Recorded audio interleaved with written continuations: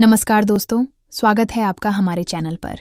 आज हम बात करने वाले हैं दुनिया के सबसे रहस्यमय स्थानों में से एक के बारे में, नाज़का लाइन्स। पेरू के रेगिस्तान में बनी ये विशाल आकृतियां आज भी वैज्ञानिकों, इतिहासकारों और शोधकर्ताओं को हैरान करती हैं। आखिर हजारों साल पहले बिना हवाई जहाज के लोगों ने इतनी बड़ी आकृतियां कैसे बनाईं? और सबसे बड़ा सवाल, इन्हें बनाया ही क्यों गया? चलिए शुरू करते हैं इस रहस्यमय कहानी को। दक्षिण अमेरिका के देश पेरू में एक विशाल रेगिस्तान है जिसे नाज़का डेजर्ट कहा जाता है। यही वह जगह है जहां जमीन पर बनी हुई सैकड़ों रहस्यमयी रेखाएं और आकृतियां मौजूद हैं। इन आकृतियों में जानवर, पक्षी, इंसान और ज्यामितीय डिजाइन शामिल हैं। लेकिन हैरानी की बात यह है कि इनका असली आकार जमीन से देखने पर समझ ही नहीं आता।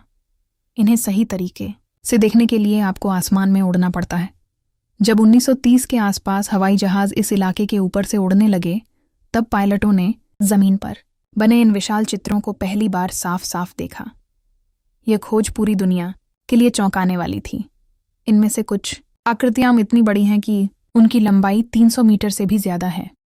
उदाहरण के लिए, एक विशाल हमिंगबर्ड, एक मकड़ी, एक बंदर और एक रहस्यमयी इंसान जैसी आकृति, जिसे लोग एस्ट्रोनॉट भी कहते हैं। अब सवाल ये उठता है कि इन्हें बनाया कैसे गया? वैज्ञानिकों के अनुसार करीब 2000 साल पहले नाज़का सभ्यता यहाँ रहती थी। उन्होंने रेगिस्तान की ऊपर वाली लाल भूरी मिट्टी हटाकर नीचे की हल्की रंग की मिट्टी को दिखाया। इसी तकनीक से ये विशाल रेखाएं और चित्र बनाए गए। लेकिन असली रहस्य ये है कि बिना ऊपर से देखे इतनी सटीक आकृतियां कैसे बनाई गईं? कुछ शोधकर्ताओं का मानना है कि नाज़का लोगों ने लकड़ी के खंभों और रस्सियों की मदद से बड़े बड़े डिजाइन बनाए होंगे। जमीन पर कई जगह ऐसे खंभों के निशान भी मिले हैं जो इस सिद्धांत को थोड़ा मजबूत बनाते हैं। लेकिन हर कोई इस बात से सहमत नहीं है। कई लोगों का मानना है कि ये आकृतियां एलियंस के लिए संकेत थीं, क्योंकि इन्हें केवल आसमान से ही सही तरीके से देखा जा सकता है।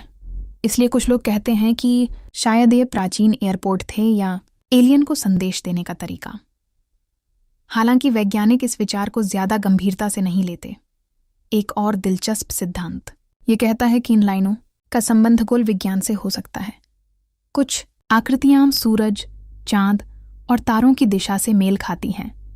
शायद नाज़का सभ्यता इनका इस्तेमाल कैलेंडर या धार्मिक अनुष्ठानों के लिए करती थी।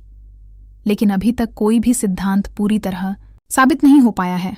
सबसे हैरान करने वाली बात यह है कि ये आकृतियां हजारों साल से लगभग सुरक्षित हैं। इसका कारण है यहाँ का मौसम। नाज़का क्षेत्र में बहुत कम बारिश होती है और हवा भी ज्यादा तेज नहीं चलती। इसी वजह से ये प्राचीन रेखाएं आज भी लगभग वैसी ही दिखाई देती हैं जैसी हजारों साल पहले बनाई गई थीं। 1973 में यूनेस्को ने नाज़का लाइन्स को वर्ल्ड हेरिटेज साइट घोषित किया। आज यह जगह दुनिया के सबसे बड़े पुरातात्विक रहस्यों में से एक मानी जाती है। लेकिन कहानी यहीं खत्म नहीं होती, क्योंकि हाल के सालों में वैज्ञानिकों ने नई तकनीक की मदद से जमीन के नीचे और भी छिपी हुई आकृतियां खोजी हैं।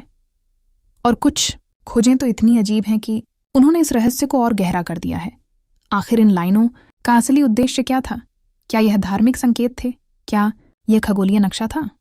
या फिर सच में इसका संबंध किसी दूसरी दुनिया से था?